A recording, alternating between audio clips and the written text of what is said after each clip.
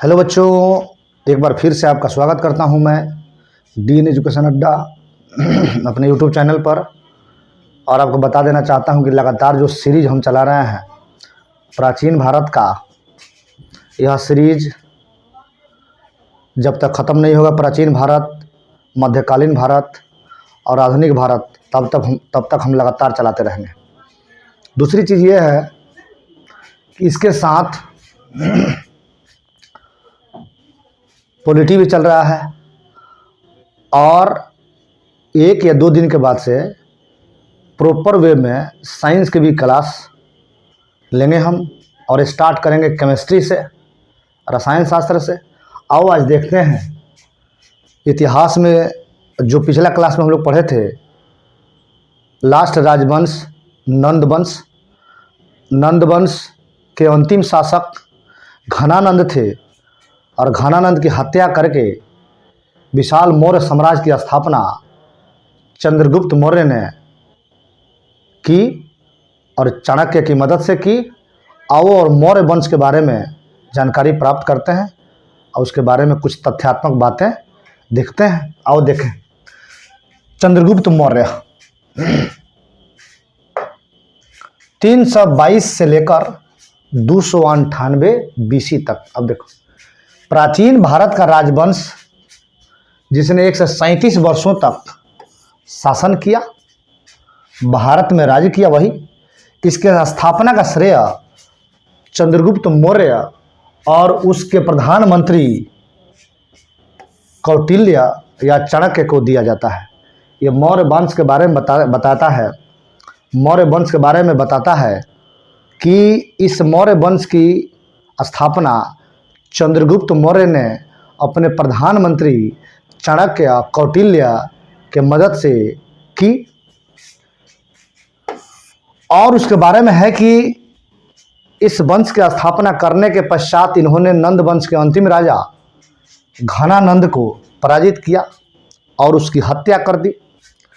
चंद्रगुप्त मौर्य के गुरु और प्रधानमंत्री प्राइम मिनिस्टर चाणक्य थे। कौन थे? चाणक्य थे।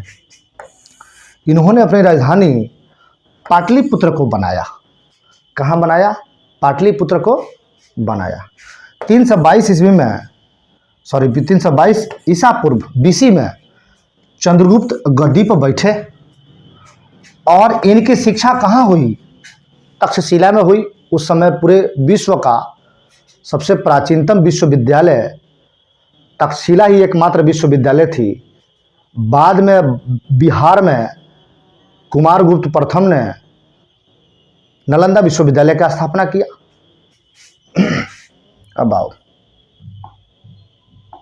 मौर्य काल में शिक्षा का सबसे प्रसिद्ध केंद्र तक्षशिला था। मौर्य काल में मतलब 137 वर्षों तक शिक्षा का सबसे बड़ा केंद्र कहाँ था? तक्षशिला था। नेक्स्ट आओ। चंद्रगुप्त मौर्य जब मगध का शासक था तब यूनानी आक्रमणकारी सेल्यूकस निकेटर कौन था?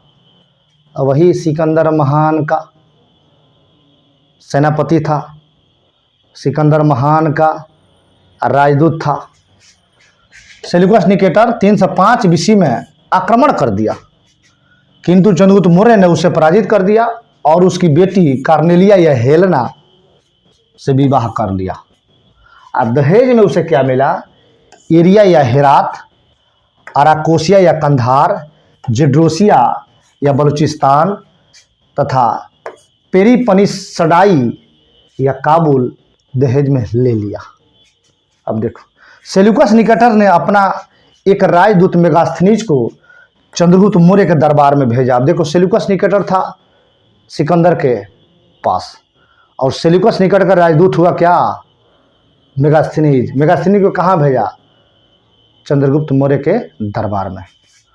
अब आओ, दरबार में भेजा। यूनानी लेखक पाटलिपुत्र को पालीब्रोथा कहते थे।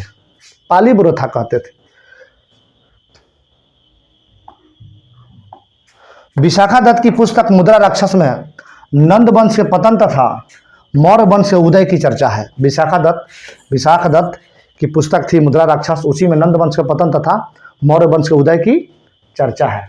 नेक्स्ट आओ, मेगास्थनीज की पुस्तक इंडिका है और इंडिका में क्या बताया गया है, मौर्य वंश की जानकारी के बारे में बताया गया है। इंडिका में लिखा है कि मौर्य काल में समाज 7 भागों में बटा था।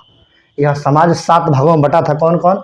एक दार्शनिक, एक अहीर या पशुपालक, तीसरा सैनिक, चौथा किसान, पांचवा निरीक्षक, छठा कारीगर तथा सभासद या मंत्री। 7 भागों में समाज मौर्य काल का बटा हुआ था। इनमें से सर्वाधिक संख्या किसानों की थी तथा भारतीयों को लिखने में रुचि नहीं थी।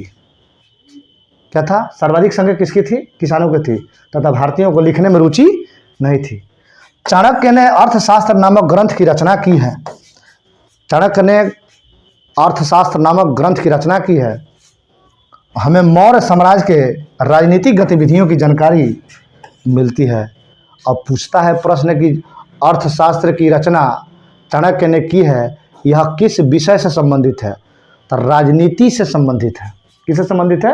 राजनीति से संबंधित है। मौर्य वंश के बारे में सर्वाधिक जानकारी चाणक्य की पुस्तक अर्थशास्त्र से मिलती है, जो एक राजनीतिक एवं प्रशासनिक पुस्तक है। इस पुस्तक में 15 अधिकरण बोलते हैं लेसन को, और इस पुस्तक में राजा के राजत्व सिद्धांत की चर्चा की गई है। और कहा गया है कि राजत्व सिद्धांत मतलब राजा के पास जो सिद्धांत था उसी को राजत्व सिद्धांत कहा जाता था। और कहा गया है कि एक मजबूत राजा को सप्तांग सिद्धांत का पालन करना होगा। एक जो मजबूत राजा होगा वह सप्तांग सिद्धांत का पालन करेगा, तब जाकर वह प्रभावशाली या पराक्रमी राजा होगा। अब देखो, चंद्रगुप्त मौर्य ने बंगाल अभियान भी किया था, जिसकी जानकारी महास्थान अभिलेख से मिलती है। महास्थान अभिलेख यह कहाँ है? गोरखपुर में स्थित सहोगौरा ताम्र अभिलेख से अकाल के दौरान चंद्रगुप्त मौर्य द्वारा दिए गए राहत कार्यों की चर्चा है। कहाँ? गोरखपुर में स्थित सहोगौरा ताम्र अभिलेख से आपातकाल के समय जो राहत दिए थे चंद्रगुप्त मौर्य, उसी के बारे में चर्चा है। नेक्स्ट आओ, चंद्रगुप्त मौर्य को जैन धर्म की शिक्षा भद्रबाहु के नेतृत्व से मिली थी। भद्रबाहु के साथ ही चंद्रगुप्त मौर्य कर्नाटक के श्रवण बेलगोला चला गया, जहां 298 BC में संलेखना विधि या संथारा विधि से प्राण त्याग दिए। संलेखना विधि या संथारा विधि होता है, जैन धर्म से संबंधित है। अपने शरीर को कष्ट देकर प्राण की त्यागना संलेखना या संथारा विधि कहलाता है। रुद्र दामन के जूनागढ़ अभिलेख गिरनार गुजरात से जानकारी मिलती है कि चंद्रगुप्त मौर्य के राज्यपाल, किसके राज्यपाल? चंद्रगुप्त मौर्य के राज्यपाल पुष्यगुप्त ने सरकारी खर्च से गुजरात के सौराष्ट्र में सुदर्शन झील बनवाई थी।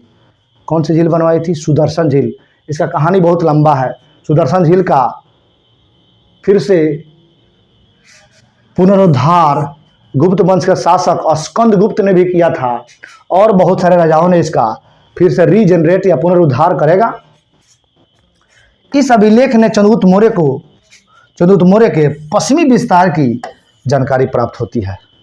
इस अभिलेख के माध्यम से बताया जाता है। किस अभिलेख के माध्यम से? वही जो है आपका जूनागढ़ अभिलेख से, कि पश्चिमी विजय चंद्रगुप्त मौर्य ने किया था और विस्तार पश्चिम तक मौर्य साम्राज्य का किया था।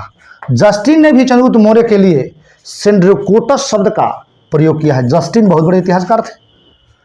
विलियम जोन्स ने यह पहचान कराया कि सेंड्रोकोटस ही चंद्रगुप्त मौर्य है। क्या है? सेंड्रोकोटस ही चंद्रगुप्त मौर्य है। थोड़ा सा ध्यान से देखना है, इसको खूब तथ्यात्मक बात है। अलग अलग खंड खंड करके इसको लिख लेना और इसको पढ़ के जाना। एक क्वेश्चन इससे बाहर नहीं आएगा, गारंटी है। अगर पढ़ लिए, बढ़िया से याद कर लिए, कॉपी बना लिए, नोट्स बना लिए अपने हैंड राइटिंग में, तो अब नेक्स्ट आओ। अब जैसे चंद्रगुप्त मौर्य मरे 298 BC में, उसके बाद उसके पुत्र बिंदुसार 298 से लेकर 269 BC तक शासक के रूप में रहा।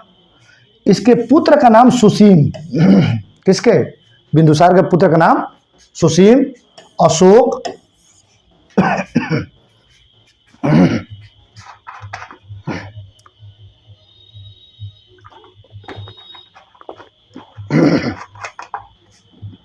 क्या क्या नाम था? सुसीम था, अशोक था और तिस्य था। 3 पुत्र थे बिंदुसार के। इसके दरबार में सीरिया के नरेश एंटियोकस ने अपना राजदूत डायमेकस को भेजा। अब देखो, बिंदुसार से संबंधित सबसे महत्वपूर्ण जानकारी यही है कि इसके दरबार में कौन सा राजदूत आया था। तो सीरिया नरेश एंटियोकस का राजदूत डायमेकस आया था। डायमेकस आया था। इसे मेगास्थनीज का उत्तराधिकारी माना जाता है। किसे? डायमेकस को मेगास्थनीज का उत्तराधिकारी। ये सेल्यूकस निकेटर का राजदूत था। इसका राजदूत या उत्तराधिकारी कौन था? डायमेकस था। स्ट्रोबो के अनुसार बिंदुसार ने सीरिया के नरेश से अंजीर, मीठी शराब तथा दार्शनिक मांगा था। ये 3 चीजें मांगा था स्ट्रोबो के अनुसार। स्ट्रेबो एक इतिहासकार हैं, उनके अनुसार बिंदुसार सीरिया के नरेश से क्या क्या मांगा था? सूखे अंजीर, मीठी शराब तथा दार्शनिक मांगा था। बिंदुसार के समय तक्षशिला या कश्मीर में 2 बार विद्रोह हुए। 2 बार विद्रोह हुए। अब देखो, उस समय तक्षशिला का राजकुमार बिंदुसार का बड़ा बेटा सुसीम था। तक्षशिला में जब विद्रोह हुआ तो तक्षशिला के राजा या गवर्नर बिंदुसार का बड़ा बेटा कौन था? सुसीम था। इस विद्रोह को दबाने में वह असफल रहा। इस विद्रोह को दबाने में वह सफल रहा, मतलब इस विद्रोह को खत्म करने में वह सफल रहा, उन्मूलन करने में असफल रहा। बिंदुसार ने अपने छोटे पुत्र अशोक, जो उस समय अवंती के राज्यपाल था। देखो, यहाँ से क्वेश्चन पूछता है कि अशोक तक्षशिला में विद्रोह को दबाने के पहले कहाँ का राज्यपाल था? तो अवंती का राज्यपाल था। उसे विद्रोह दबाने के लिए तक्षशिला भेजा। उसके बाद अशोक ने क्रूरतापूर्वक विद्रोह को दबा दिया, मार काट करके विद्रोह को दबा दिया, फाइनली खत्म कर दिया। बिंदुसार आजीवक संप्रदाय को मानने वाला था, जिसकी स्थापना मखली पुत्र घोषाल ने किया था। किसने किया था? मखली पुत्र घोषाल ने किया था। बिंदुसार को अमित्रघात एवं शत्रु विनाशक भी कहते हैं। क्या कहते हैं? अमित्रघात एवं शत्रु विनाशक भी कहते हैं। दोनों उपाधि है, याद कर लेना एकदम। अन्य नाम है अमित्रघात, शत्रु विनाशक भी कहते हैं। भारतीय इतिहास में इसको पिता का पुत्र और पुत्र का पिता की उपमा भी दी जाती है। भारतीय इतिहास में इसे पिता का पुत्र और पुत्र का पिता की उपमा भी दी जाती है। नेक्स्ट आओ, अब आते हैं हम लोग सम्राट अशोक पर। 269 बीसी से लेकर 232 बीसी तक सम्राट अशोक का शासन रहा। और इसी के बीच बताया जाता है कि सबसे महत्वपूर्ण मौर्य साम्राज्य के राजा अशोक हुए। जैसे चंद्रगुप्त मौर्य, उसके बाद बिंदुसार, उसके बाद अशोक। और इसके बारे में देखते हैं। अशोक का जन्म 304 बीसी में पाटलिपुत्र में हुआ। इसके पिता का नाम बिंदुसार तथा माता का नाम शुभद्रांगी था। पिता का नाम बिंदुसार तथा माता का नाम शुभद्रांगी था, जिसे धर्मा के नाम से भी जाना जाता था। किसके नाम से? धर्मा के नाम से भी जाना जाता था। 269 बीसी में अशोक ने अपना राज्याभिषेक कराया। देखो, एक बात जान लो, जन्म हुआ था 304 में, 269 बीसी में राज्याभिषेक कराया। और राज्याभिषेक के 8वें वर्ष अर्थात 261 ईसा पूर्व में अशोक ने कलिंग पर आक्रमण किया। कई बार क्वेश्चन पूछा है कि अशोक ने कलिंग पर आक्रमण कब किया। जानकारी तो सबको है, 261 बीसी, लेकिन राज्याभिषेक के कितने वर्ष बाद किया? 8वें वर्ष। 269 में राज्याभिषेक, 261 में कलिंग पर लड़ाई छिड़ दिया, आक्रमण किया तथा कलिंग की राजधानी तोसली पर अधिकार कर लिया। कलिंग आक्रमण की जानकारी खारवेल के हाथी गुम्फा अभिलेख से मिलती है। अब कलिंग राज खारवेल था, उसी की हाथी गुम्फा अभिलेख थी, उसी से जानकारी प्राप्त, कलिंग युद्ध के बारे में जानकारी उपलब्ध होती है। नेक्स्ट आओ, इस अभिलेख के अनुसार कलिंग आक्रमण के समय कलिंग के राजा नंदराज था। कलिंग का राजा कौन था? नंदराज था। कलिंग में हुए भीषण नरसंहार को देखकर अशोक का हृदय परिवर्तित हो गया और अशोक ने युद्ध की नीति को सदा के लिए त्याग दिया और युद्ध की नीति को छोड़ के और बुद्ध की नीति अपना लिया। युद्ध की नीति छोड़ा और बुद्ध की नीति अपनाया, यानी कि बौद्ध धर्म में चला गया।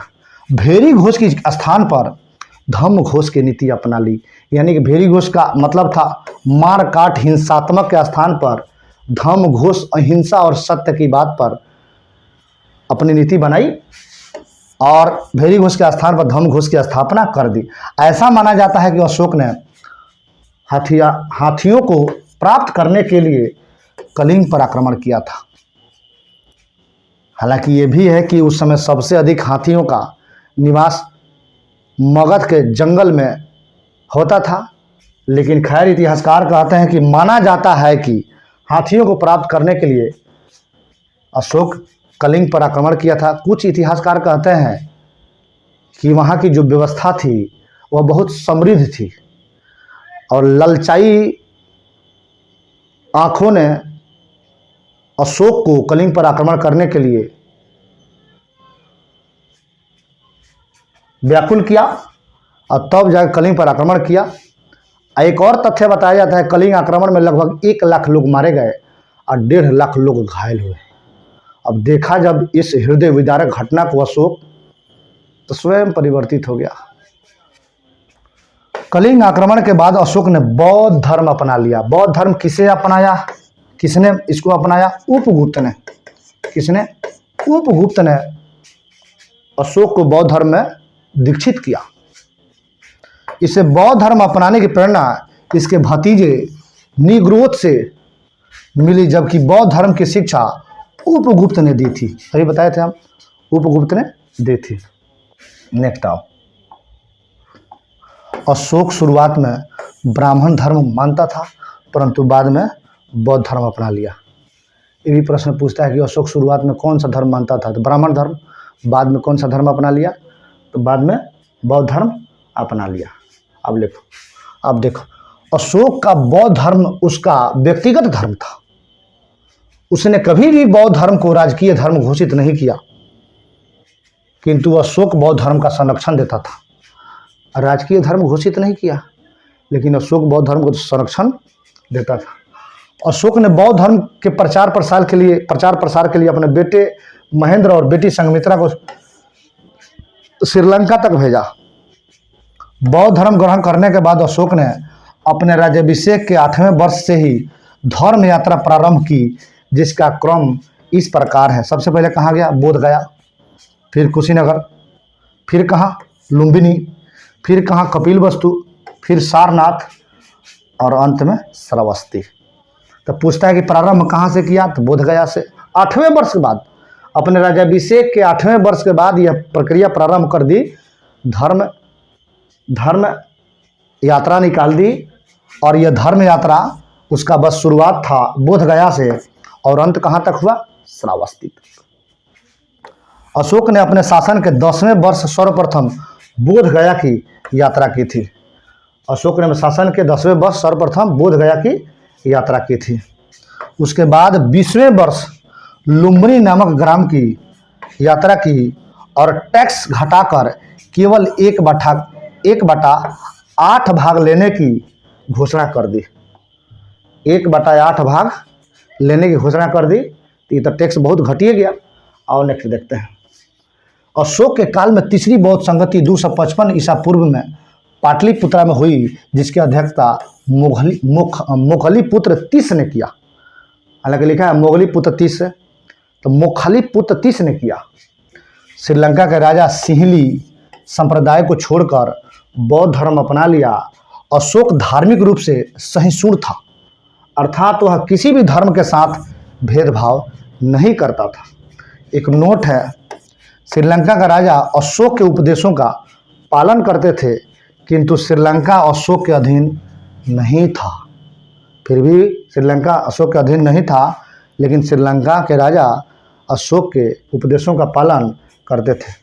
नेक्स्ट, अशोक का समय जो मुद्राएं थी वह सोने, स्वर्ण, चांदी, करसापड़ एवं तांबे, कांकड़ी आदि के होते थे। अशोक ने आजीवक संप्रदाय के लोगों को गया में स्थित बराबर की गुफाएं, बराबर की पहाड़ियों में 4 गुफा दान में दिया। कितना गुफा? 4 गुफा दान में दिया। कौन कौन है? सुदामा गुफा है, कर्ण गुफा है, चोपड़ गुफा है और विश्व झोपड़ी है। ये चारों गुफा दान में दे दिया। आजीविकों के लिए नागार्जुन गुफा दशरथ द्वारा प्रदान किया गया था। इसका उत्तराधिकारी या इसका उत्तराधिकार कुणाल के पास था। अशोक की मात्र 5 पत्नियां थी, मात्र 5 पत्नियां थी अशोक के। कौन कौन? असंधि था, देवी, कारुबाकी, इसका वर्णन मिलता है, पद्मावती, नित्यारक्षक, जिसमें से अशोक पर सर्वाधिक प्रभाव कारुबाकी का था। सबसे अधिक प्रभाव किसका था? कारुबाकी था। 5 पत्नियों में सबसे अधिक प्रभाव कारुबाकी का था। होगी बहुत सुंदर, इसलिए कि अशोक बहुत कुरूप था, ब्लैक कलर का था, एकदम साफ खुरदरा शरीर था। कारुबाकी के कहने पर ही अशोक ने युद्ध त्याग दिया। माना होगा बात, जब एक ही पत्नी का सर्वाधिक प्रभाव था तो बात तो मानेगा ही। अशोक को अभिलेख लिखने की प्रेरणा इराक के राजा, कहाँ के राजा बाबू? इराक के राजा डेरियस या दारा या दायबाहू से मिली है। किससे मिला है? इराक के राजा डेरियस दारा या दायबाहू से मिली है। अब देखो, अशोक के अभिलेख को पढ़ने और समझने की पहली सफलता 1837 में जेम्स प्रिंसप को मिली। एक और चीज़ जान लो, इस अभिलेख की खोज कब की गई? तो 1750 में पादेत्री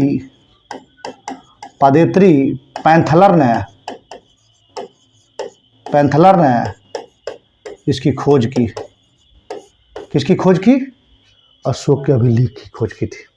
और 1837 में पढ़ा कौन था?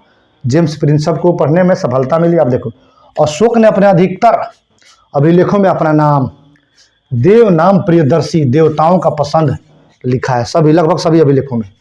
मध्य प्रदेश के गुर्जरा तथा कर्नाटक की मास्की, नेटूर तथा उद्गोलन अभिलेख में अशोक का स्पष्ट नाम अशोक मिलता है। 4 गो अभिलेख में अशोक का नाम, स्पष्ट नाम अशोक मिलता है। कौन कौन? गुर्जरा, गुर्जरा के बाद कौन? गुर्जरा के बाद मास्की, नेटूर तथा उद्गोलन। ये 4 अभिलेख में अशोक का नाम अशोक मिलता है। इसको कंफर्म याद कर लेना। क्लियर? बहावरू अभिलेख में अशोक के लिए मगध सम्राट का नाम प्रयोग हुआ है। मगध सम्राट का नाम प्रयोग हुआ है। असम से अशोक का कोई भी साक्ष्य नहीं मिला है। असम से, याद रखना, असम से अशोक का कोई भी साक्ष्य नहीं मिला है। अब देखना,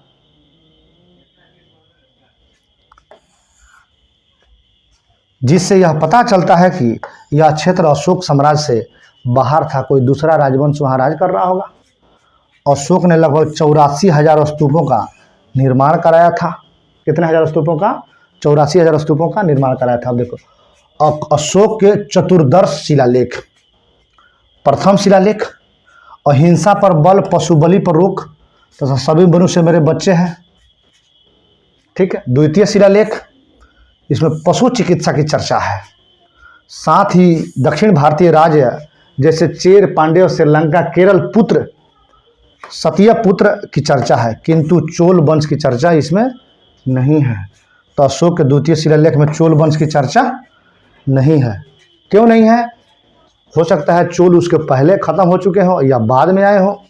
अब देखो, तृतीय शिलालेख, इसमें अशोक 3 अधिकारी राजुक, युक्तक तथा प्रादेशिक का चर्चा किया है, जो धर्म के प्रसार के लिए गए थे।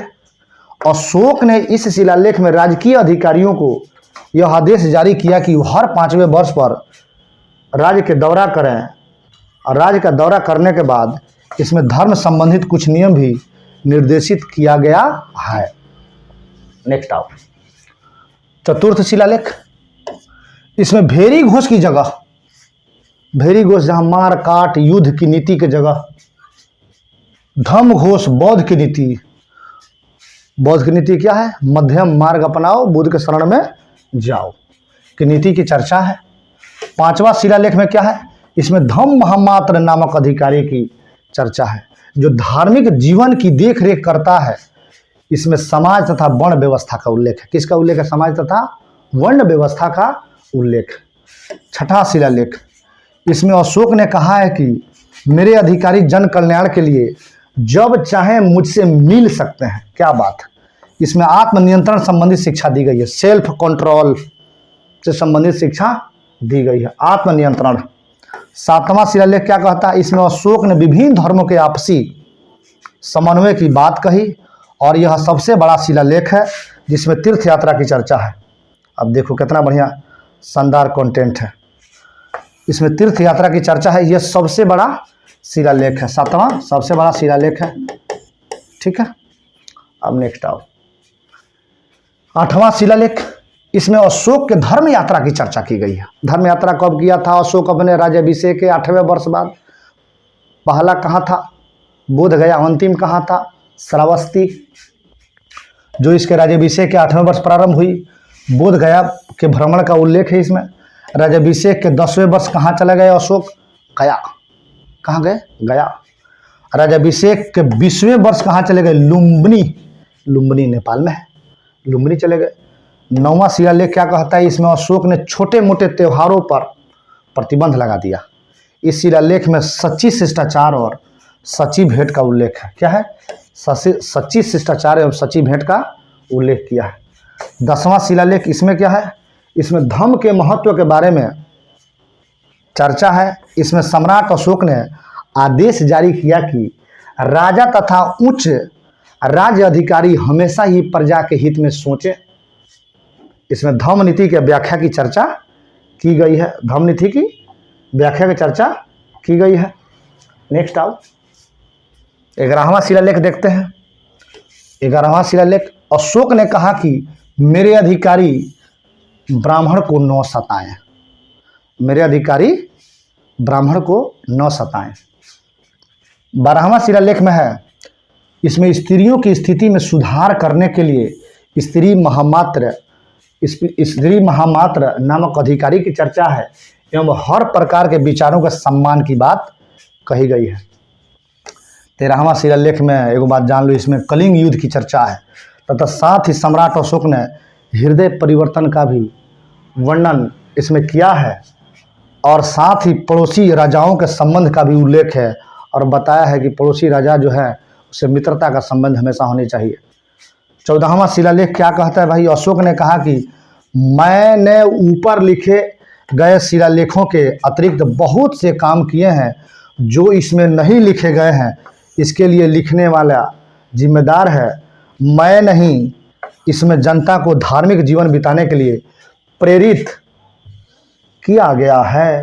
प्रेरित किया गया है, धार्मिक जीवन बिताने के लिए प्रेरित किया गया है, मोटिवेट किया गया है। अब देखो, अशोक के स्तंभ लेख, वो क्या था? शिलालेख, बृहद शिलालेख था। ये क्या था? लघु अभिलेख। अब देखो, भाबरू अभिलेख क्या है? भाबरू अभिलेख, राजस्थान के भाबरू अभिलेख में अशोक ने खुद को मगध का सम्राट बताया था। किसे? खुद को मगध का सम्राट बताया था। भाबरू अभिलेख में इसने बौद्ध धर्म का त्रिरत्न बुद्ध, धम्म और संघ की चर्चा की है। बुद्धम शरणम गच्छामि, धम्मम शरणम गच्छामि और संघम धर्मम गच्छामि। मध्यम मार्ग अपनाओ, बुद्ध के शरण में जाओ। अब अशोक के 7 स्तंभ लेख, लघु अभिलेख, ठीक है। ये भाबरू अभिलेख, अशोक के स्तंभ लेख, लघु अभिलेख, एक हो गया भाबरू अभिलेख। अब अशोक के 7 स्तंभ लेख, लघु अभिलेख मिले हैं। पहला कौन है? रुमनी देई अभिलेख। कहाँ से मिला है भाई? नेपाल से। यह नेपाल के लुम्बिनी में है। यह अरामाइक लिपि में है। यह सबसे छोटा अभिलेख है। यह एकमात्र अभिलेख है जिसमें अशोक ने प्रशासनिक चर्चा न करके आर्थिक क्रियाकलाप की चर्चा की है। आर्थिक क्रियाकलाप की चर्चा की है।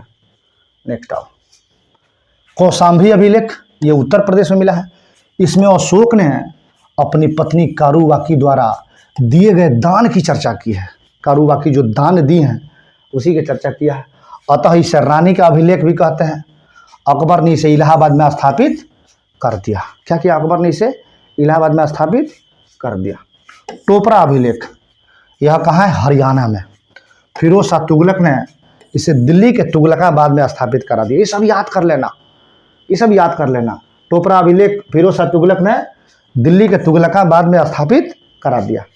मेरठ अभिलेख यह उत्तर प्रदेश में है। पहले यह मेरठ में था, फिरोज शाह तुगलक ने इसे दिल्ली के तुगलकाबाद में स्थापित करा दिया।